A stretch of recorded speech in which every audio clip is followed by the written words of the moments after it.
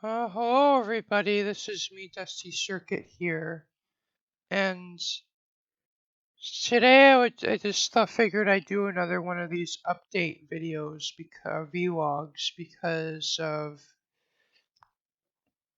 let's say I've kind of just gotten a bit busy, and also admit to being a little bit unmotivated to make videos recently, but just mostly just because of what's been going on, but don't worry, it's all mostly good things. It's not like it's nothing negative. Let's just say that. And so anyway, well, first of all, we've had all the events on ACO, or well, really on Octcraft in general. Of course, everyone knows it's Pride Month, or June is Pride Month. And it's of course it's like that's a big deal on Octcraft. Because of what pride represents, and of course that I've been uploading and recording and uploading a lot of the events, as I do, because I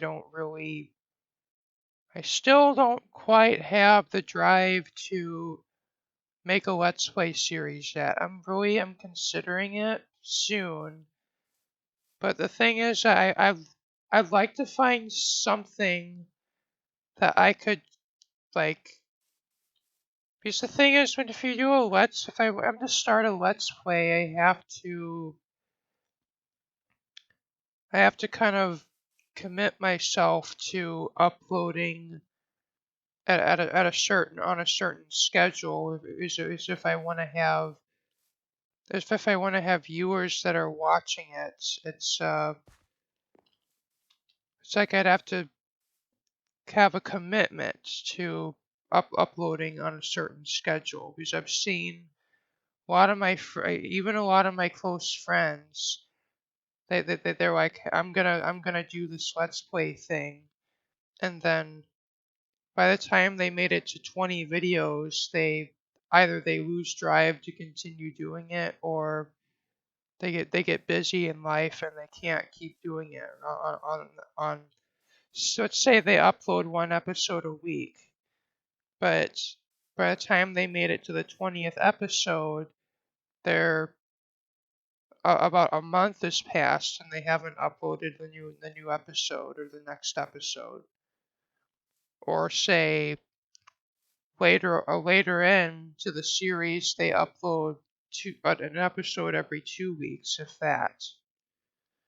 And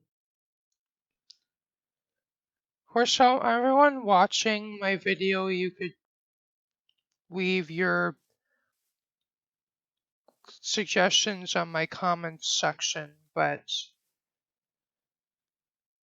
the thing is, I'm afraid that if I start a Let's Play series, I would just I kind of run into that problem where it's just I promise I'll upload it this often, and then I fail to deliver that promise, or I don't continue on uploading the series for no matter if for whatever reason, whether I just get bored or if I get busy with other things or whatever. So, though I promise I'll start something. It's just the thing is, I want to find some kind of content that would be fairly easy to do a series on. That's if anything, could at least help me get my feet wet, if nothing else, and at least would at least kind of pave the road, so to speak, for another Let's Play series to do in the future. Just something to get me started. But anyway, to kind of move on to I guess, to more positive subjects.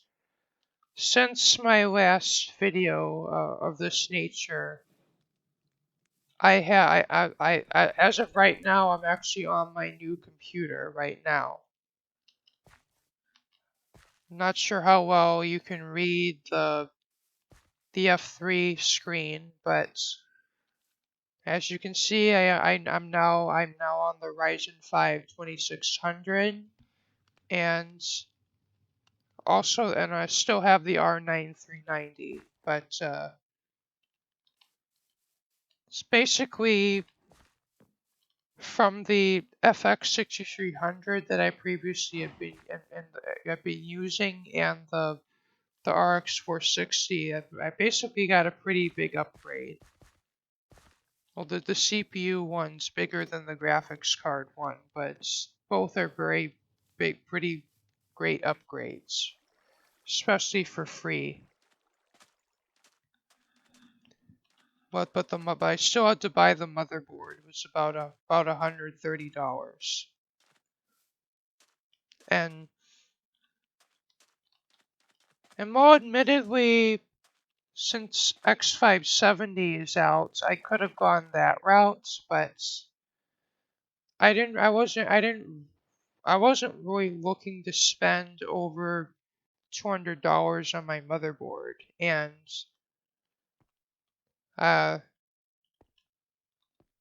and I purchased a B450. It's the Asus B450-F, which is from what I heard, gives you a lot for your money, and it's also got some kind of additional features that the cheaper motherboards don't have, and it's even got some bling to it. It even has it has like a shroud that goes over the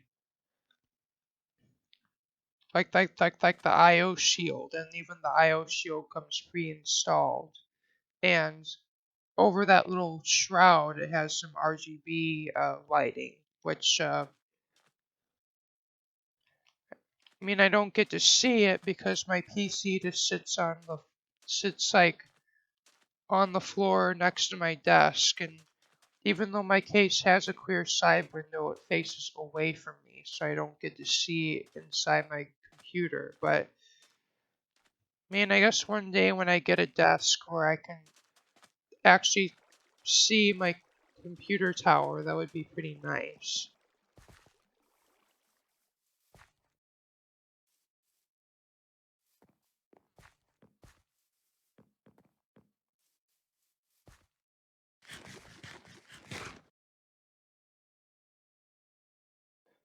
And also for you guys, if you haven't really noticed this, if you haven't noticed a change in the audio quality, I also bought a new headset.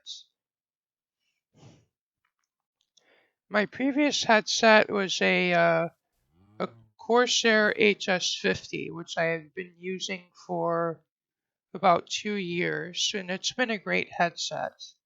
But I wasn't all too pleased with the mic quality, and as the headset got older, it became more and more uncomfortable to wear because the ear pads got basically wore out, and I basically whenever I'm in front of my computer, I wear my headset all the time, and pretty much let's just say like 2 years of constantly wearing it managed to basically like kind of make it so it's uncomfortable to wear it for extended periods of time. But when it was new, it was comfortable to wear for hours on end. But this new headset that I bought, it is it's the HyperX Cloud Alpha, and basically it has like the ear pads are actually like replaceable, and in fact, that you actually can buy new ones to replace them with. And that's one of the reasons I went with this headset, because at least then, if I even if I, after a year or two I managed to wear out the ear pads, I could just replace them, as opposed to having to replace the whole headset.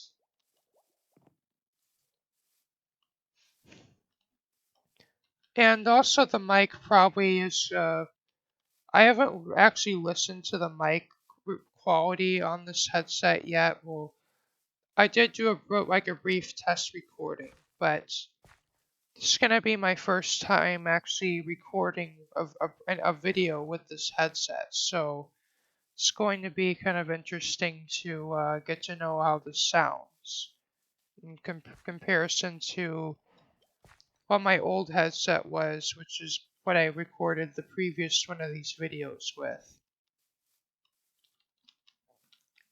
And yeah. And so a little bit more about my new computer. I also opted for a new case because, my previous case was just fine. And I really I upgraded my case for one reason only, which is and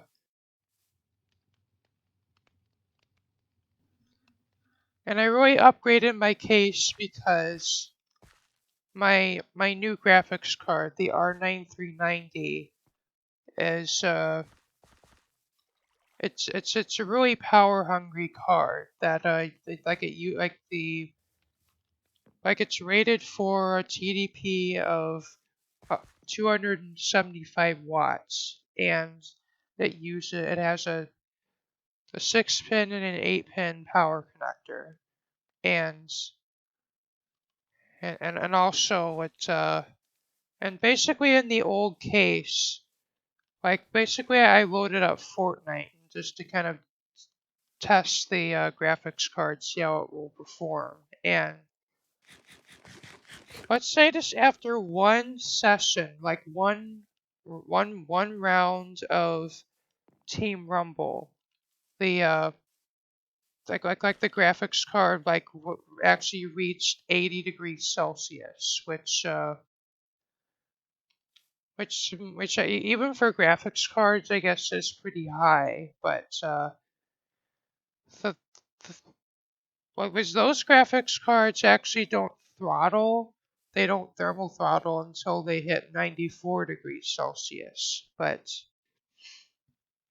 at 80 degrees Celsius, the fans were really loud, and I could hear them even with headphones on. And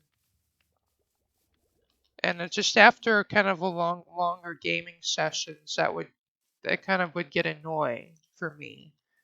So really, just to reduce noise and improve temperatures, I went with a new case that basically it has two fans in the front that actually have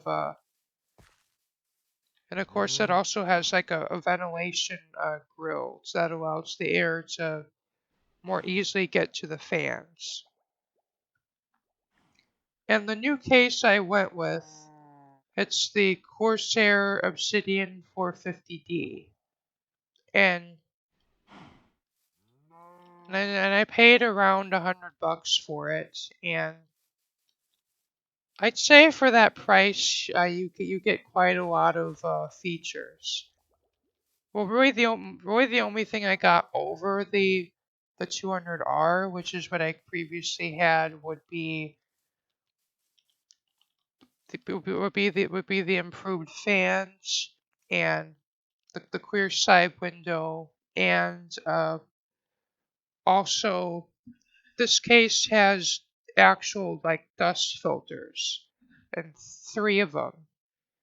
So basically the front panel's a dust filter, then that's removable, and it's also got a magnetic dust filter on the top, and also it's got a dust filter on the bottom. So So this would be for your power supply, and if you put a fan on the bottom of the case as well.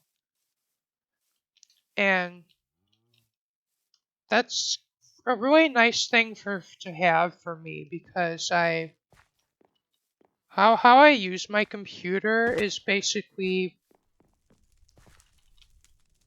I mean, it's like as barbaric as this seems today, I do not have a cell phone. And basically, I kind of have to use my computer to fulfill not only PC to fulfill not only gaming PC and video editing PC roles, but also like the role that a smartphone would serve as well. So basically, whenever I'm not using my computer to game or render video, I'm using it to listen to music when I'm falling asleep, and to it's basically it's like my whole entertainment. Like if I'm not gaming, I'm watching YouTube, and and you know, and so basically that means my computer runs 24/7,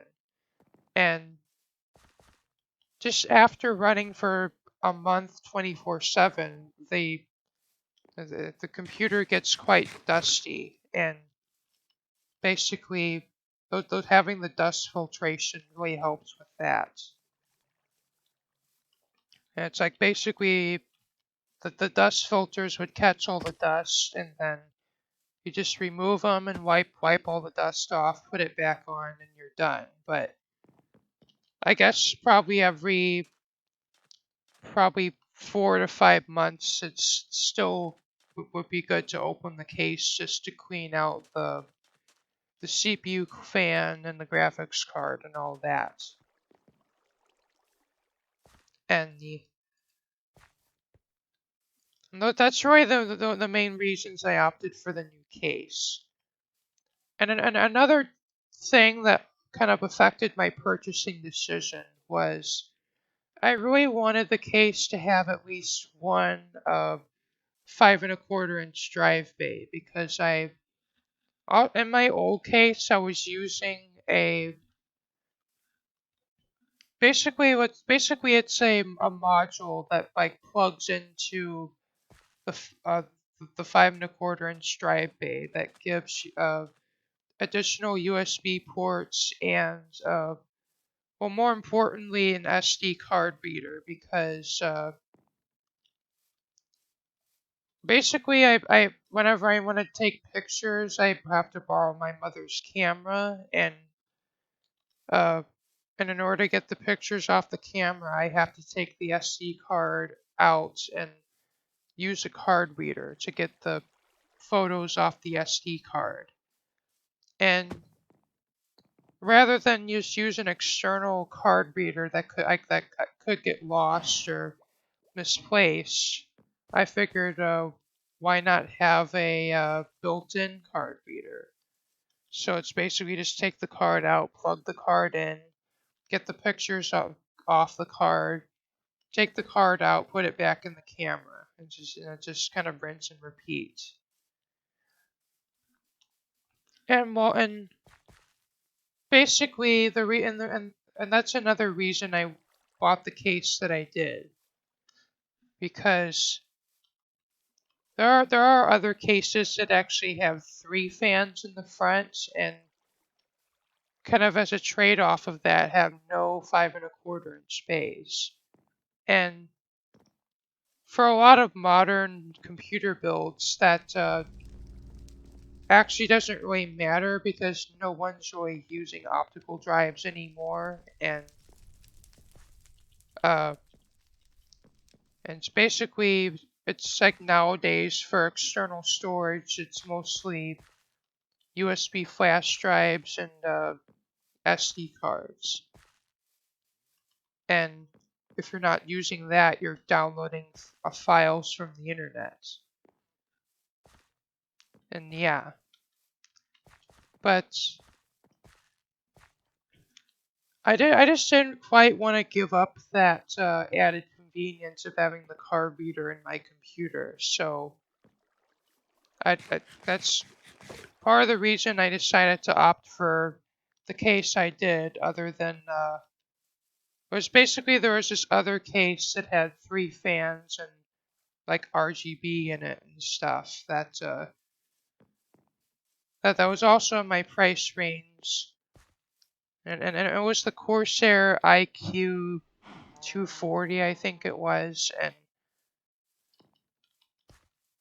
I mean, I guess I could just use an external card reader, but the reason I opted for the 450D is so I could just have it built in, but still have the benefits of improved airflow, and so that's kind of what I opted for.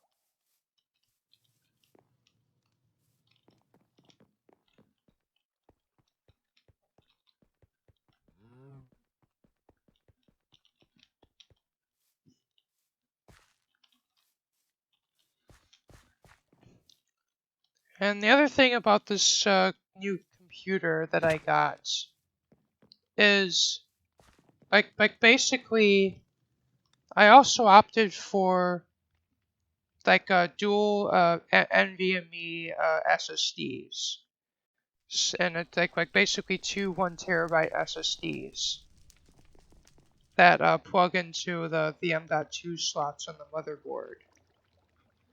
And kind of my plan for that is one of the SSDs would be my boot SSD, and the other one would be either for additional storage, but primarily for my videos.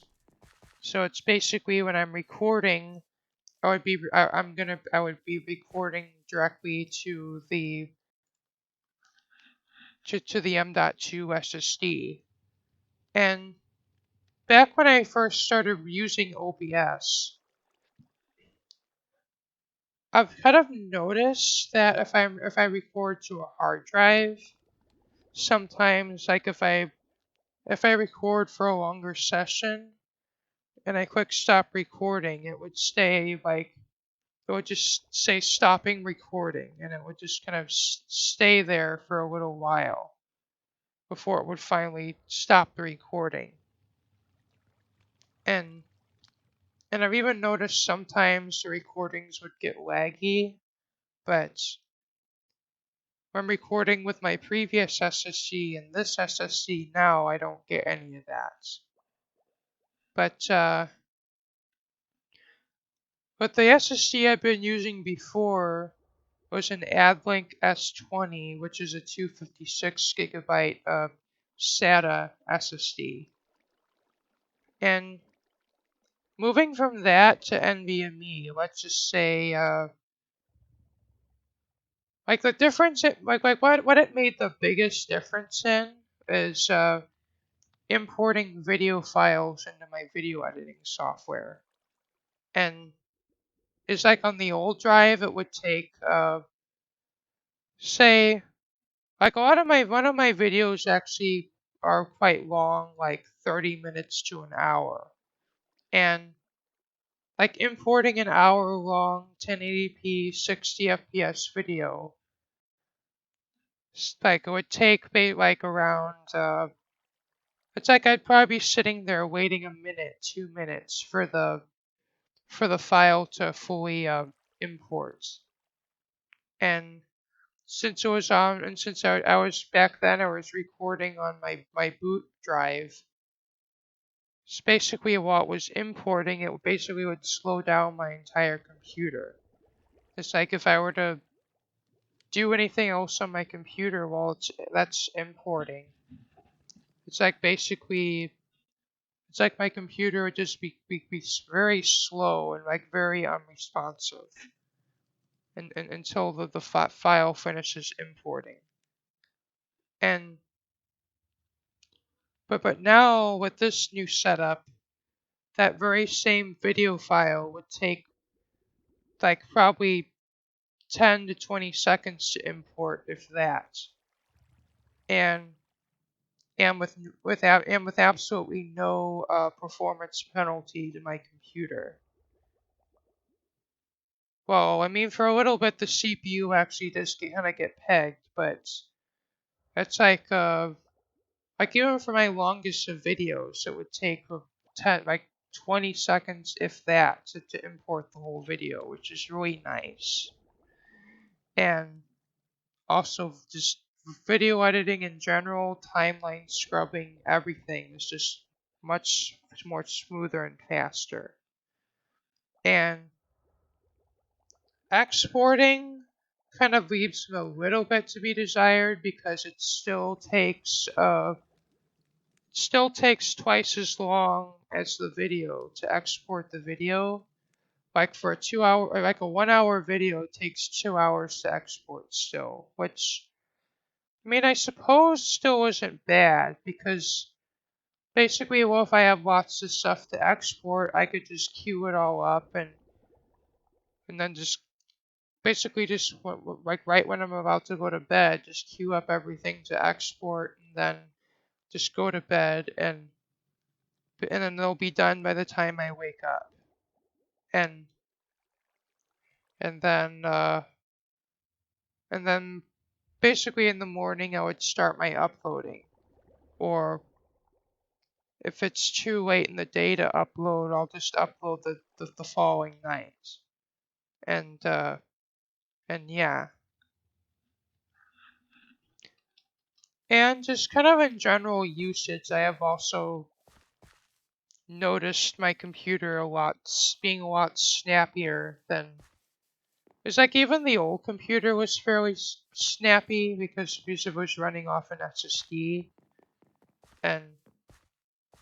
But I've noticed just also in a lot of my games, just like going from the FX 6300 to the Ryzen 5 2600, it's just a very, very big upgrade. And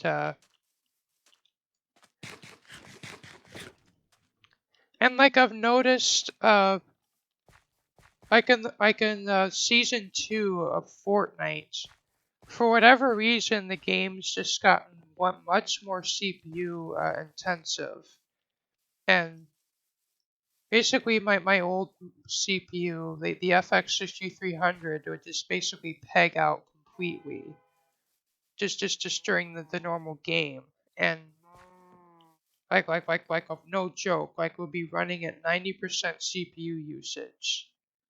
And basically, I mean, like just during the early part of the match when you're just gathering resources, finding weapons, the FPS is still like up in the like 100 to like 90 to 100 FPS range. But the moment you go into combat, the thing that would like dip into like 50s and 40s, and you'd also notice some stuttering. But the new system, the new computer, I get basically the same frame rates during the early part of the match, but in the combat segment, my FPS maybe would dip into the 60s at the worst. There's like 70, 60 FPS at worst, but it's just noticeably much smoother. And I mean, I guess I was expecting it to be more of a performance increase than it was, but I'd say it's very, very nice going up to this new computer, and especially for a lot of the multitasking I do, it's for very nice to have. And for some things I do wish I had a 3700X or heck even a 3900X, but mostly just for video editing. Like had I had opted for buying the 3900X, I could have probably got double the exporting performance that I even have today. But for basically everything else that I do, the 2600 is good enough for me.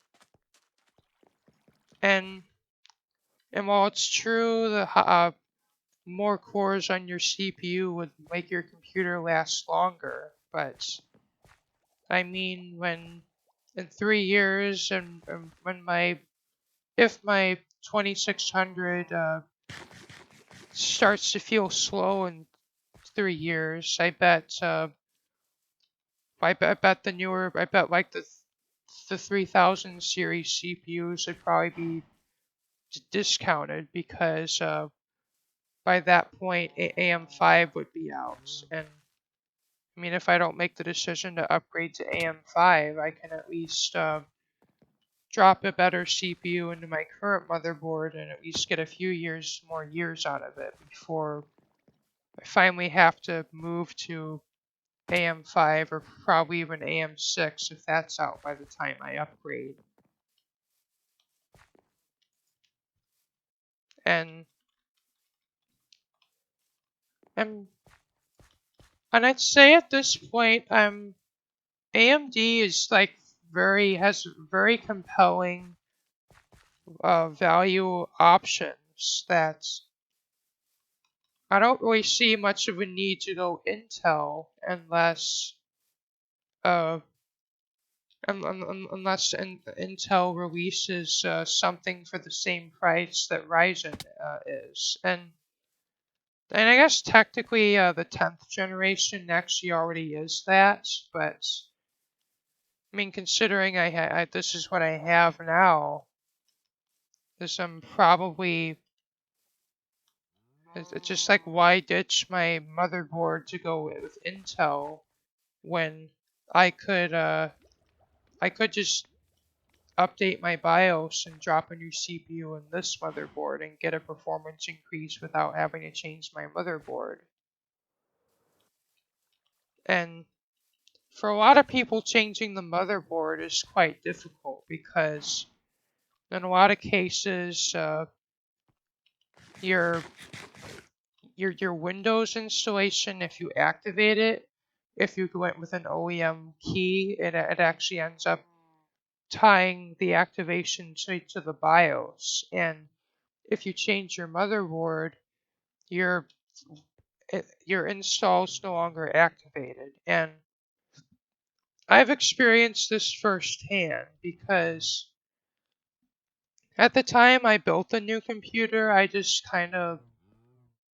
wanted to get it up and running as fast as possible. I didn't want to necessarily reinstall Windows from scratch, so I just basically I put the SSD from my old computer on the new motherboard, and I opted to clone it to one of the new SSDs that I purchased, and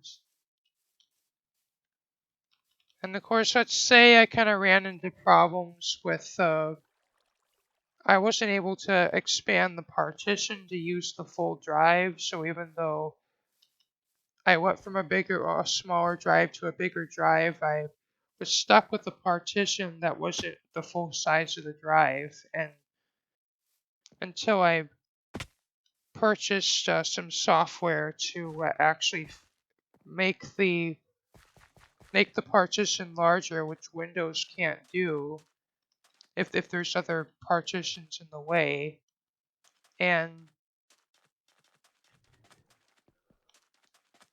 of course, basically, when I move my existing Windows install to the new hardware, I actually did get the activate Windows watermark on my screen for a little while, and then I opted just to get a key third party, which I know a lot of people aren't. But of course, most people just recommend just purchase digital license from Microsoft, but I have been using like for my previous computer, I've been using a key that Modkiller for me bought off of Kingwin, and I've never had any problems for it, and I've used that computer for 3 years. And I mean, I'm not just telling anybody what they should do. If it's your computer, do what you want, but just kind of in my experience, I've never had that let me down.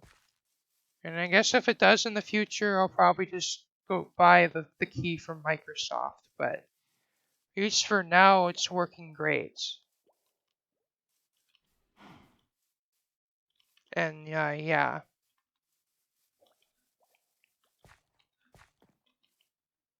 And of course, now that I have the new computer, I would like to upload more often and probably even upload more unique content that I haven't done before. And also, kind of speaking of new content, my game library has been steadily growing over the past few years. And let's say I not only have a lot of like new games to play, and of course I attribute a lot of that to Epic Games launcher, because like every now and again it's basically even like there's a game that you can download for free, and I basically, let's say I've acquired Subnautica, Ark Survival Evolved, and a few other games that way.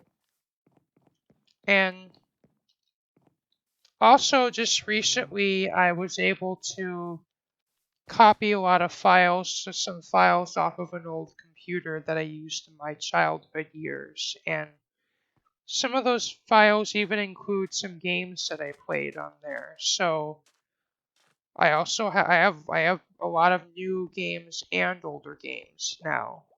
So I guess kind of look forward to that coming up in the future.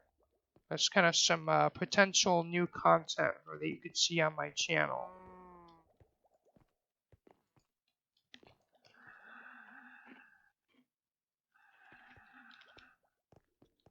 And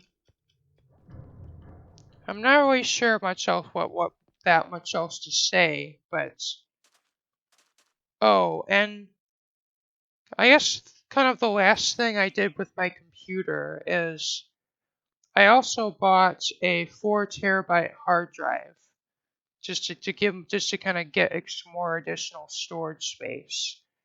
And basically, when I'm recording YouTube, I burn through hard drive space pretty quickly.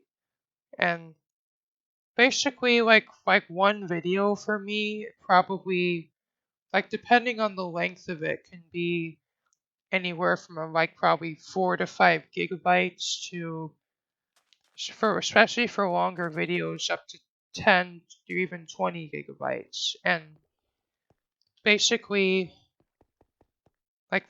while 1 terabyte of storage seem like a lot, if you're recording videos regularly, you tend to burn through that pretty quickly.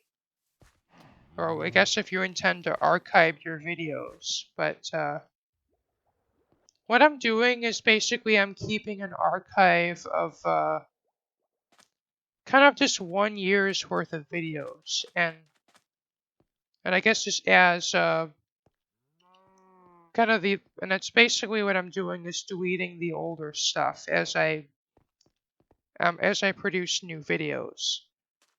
Just kind of as I upload my videos, and basically as we go into 2021, I'll just kind of delete all the stuff from 2020 and just kind of so on and so forth. And although I guess 4 terabytes of storage probably would let me keep around 2 years worth of videos archived. And yeah.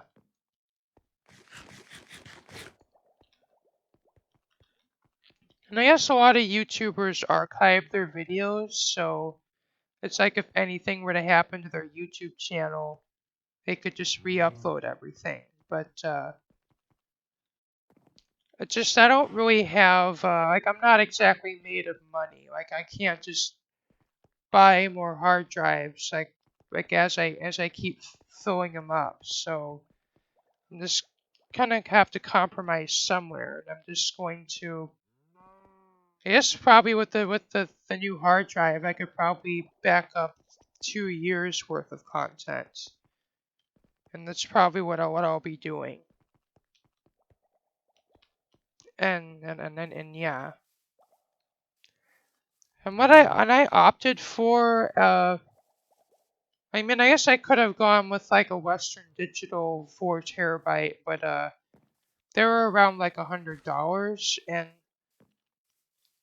but for $70 or so, I found like that you could buy basically like enterprise class hard drives that like a lot of them actually kind of are coming out of use, like are actually been used before and might have like actually some hours on them, but it just so happened the hard drive that I purchased was brand new according to at least according to Crystal Disk Info. And that seems pretty good. And I guess for now I'll just kind of keep my games on it, and I'm not really sure. It's just I've kind of read reviews and I've heard some people have had them die, but I mean I've had a 600 gigabyte Western Digital hard drive that came out of my old computer, like the first computer that I started playing on Octcraft with, and that hard drive's really up there in age. Like it's probably has about like 5-6 years of continuous use on it, and I've never lost, and I've even filled that hard drive up, and I haven't lost data on it at all. So I mean I guess when I do have a hard drive crash or die, it's kind of wouldn't be very fun, but it hasn't happened to me yet. But I'll be sure. I mean, at least I have my SSDs if I ever have to back up any data that I'm about to lose or whatever. And maybe if it's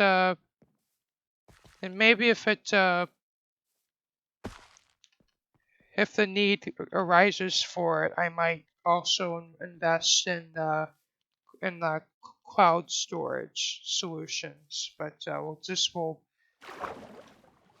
guess I'll just kind of let the future tell if that will be required or not. But I think I'm done rambling for now. But to everyone who's kind of kept around for the whole video, I appreciate that. And of course, kind of what's to come in the future is on ACO. I believe Hitman will be coming up in probably the next week or two, and also just in about a month I'm gonna have my birthday, and can't wait to see what my fellow ACO friends come up with for my birthday build. So that'll be interesting, and even looking a bit more far forward. And around November, Snowlight will be joining ACO, which I've been kind of on and off talking to him whenever I feel like logging on to Octcraft, but these days I'm on Octcraft so infrequently that it's like I probably get to talk to him maybe once a month, if that. And I guess once he finally gets to join ACO, we'll be able to talk more often. So that'll be fun to look forward to. And probably in the next few months, Artcraft Reloaded will be coming up as well. And I've been considering doing a modded Let's Play of some sorts, but maybe when ACR comes up, I'll be able to do that as well. And of course, especially now that I have the new computer, modded Minecraft should be pretty fun. And yeah. This is about all I really have to talk about for now. But stay tuned for my next content. And thank you all for watching my video. Remember to rate, comment, like, and subscribe. And stay tuned for more. Peace out.